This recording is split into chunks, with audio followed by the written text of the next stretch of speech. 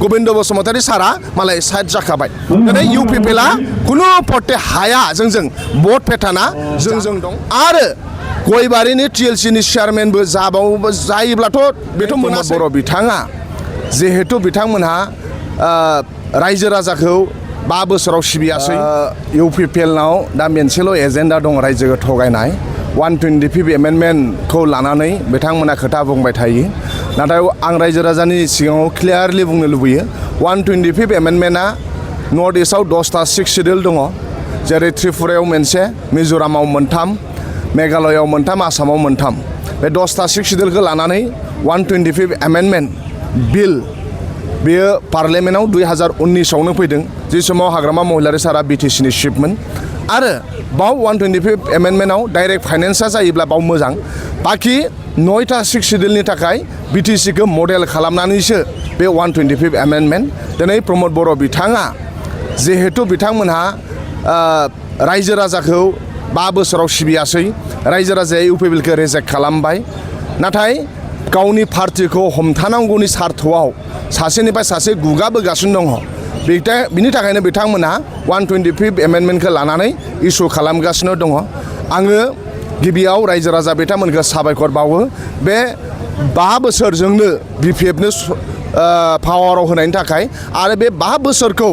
रायजो राजाखौ अननाय रायजो राजाखौ सिबिनायाव जों समायखौ मोजाङै आगार हरगोन गुबुनजों जानला मोनला नांलायनानै समायखौ जों नागार हरा मानोना रायजो राजाया जोंनो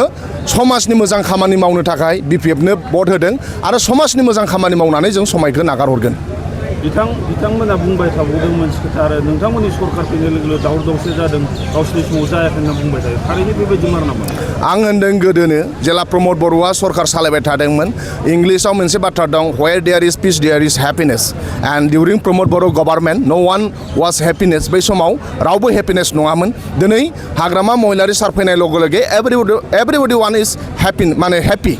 दे आर अल आर हेपि मानोना टिचार्स दे आर हेपि भेन्सार स्कुला सरकारि जानो थांगासिनो दङ contractor they are happy because बिसोरो खामानि मोन्दों नङा होमबा लाइमोनफोरा दे आर हेपि बिकज बिथांमोनहा सुबिदा मोन्दों self help group Day are happy because बिसोरो सुबिदा मोन्दों दिनै मानाव गेदेर हाग्रामा महिलारि सारनि सरकार समाव सबनावबो गोजोननाय दङ आरो जेराव गोजोननाय दङ बाव सान्थि दङ प्रमद बर'नि सरकार समाव ना फोरोंगिरिया गोजोननायमोन ना कन्ट्रेक्टरा गोजोननायमोन ना जाति जनगोष्ठिया गोजोननाय दंमोन दा ओंखायनो बिसोरनि समाव असान्थि दंमोन दा ओंखायनो दिनै बिथांमोना जेखि बुंबाय थाथों नाथाय real piece and real happiness दा मानाव गेदेर हाग्रामा महिलारि सारनि सरकारनि समावसो सोलिगासिनो दङ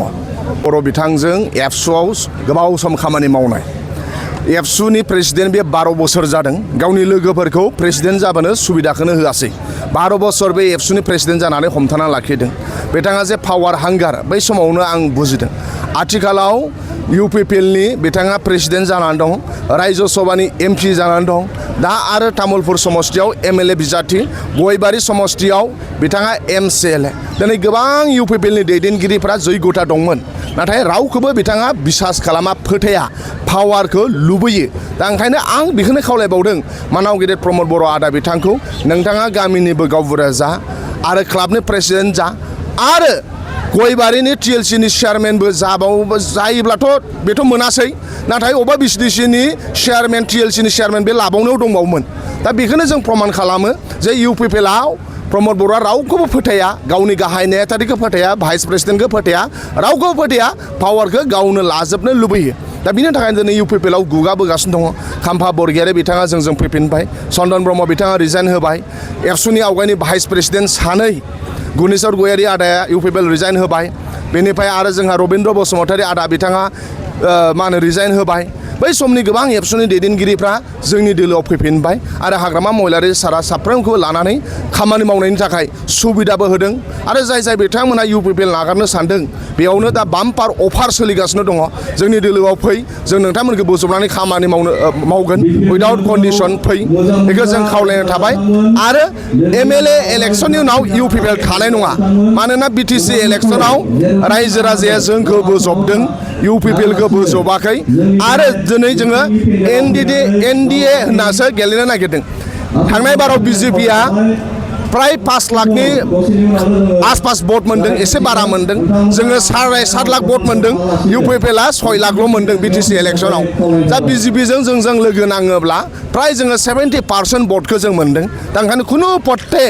इउपिपिएलनि केन्डिडेटफोरा एमएलए देरहाया मानोना बिजेपिनि भटआ फ्राय मा होनो 5 लाखनि खाथियाव बिटिसि इलेक्सनाव जोङो 7.5 लाख भट मोनदों इउपिपिएलआ 6,16,000 भट मोनदों जों फ्राय बिजेपिजों जों लोगो नाङोब्ला 12 लाखनि खाथियाव 12 लाखनि बारा जाहैबाय जोंनि भटआ दा 12 लाख भट मोननाय इउपिपिएलआ 6 लाख भट मोननाय अबे एंगेलजों एमएलए गेलेबावनो नांगौ आदा दिपेन बर'आनो जा दिनै गबिन्द सारा मिथिखानायखाय आं गेलेया होनखाबाय आं गबिन्द बसुमतारी सारखौ साबायखर बावदों गोरों मेचुरिटि दं बेनाव जे फैसा थाखाखौ गारला खरसा खालामला जुजिबावला हाखानाय नङा होननानै दिनै गबिन्द बसुमतारी सारा मालाय साइड जाखाबाय दिनै इउपिपिएलआ खुनु पट्टे हाया जोंजों भट पेटार्ना जोंजों दं रायजो राजाया जोंजों दं दा ओंखायनो जों रायजो राजानि मोजां खामानि मावलांगोन रायजो राजाया जोंनो सुबिदा होनायनि थाखाय